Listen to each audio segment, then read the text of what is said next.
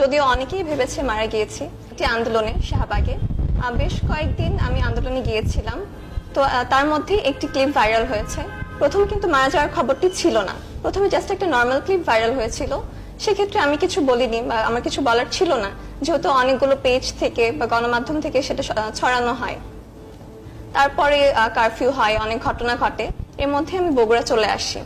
তো বগুড়া আসার পরে একদিন আমি ঘুমাচ্ছিলাম, 11টা বাজে সকাল। এর মধ্যে আমার এক ফ্রেন্ড আমাকে কল দিয়েছে। তো আমি ঘুম জড়ানো কণ্ঠে ওকে জিজ্ঞেস করেছি যে কি হয়েছে। তো আমাকে বললো, তুই নাকি মারা গিয়েছিস, তাই জানার জন্য ফোন দিয়েছি। আমি তো অনেক অবাক যে মারা গেলাম কিভাবে। তো আমাকে ফেসবুকে একটা লিংক দিয়ে দেখতে বলে। তখন দেখলাম যে একটা পেজ থেকে বলা হয়েছে যে আমি মারা গিয়েছি, আর সেখানে অলরেডি 1 মিলিয়ন ভিউ এরকম।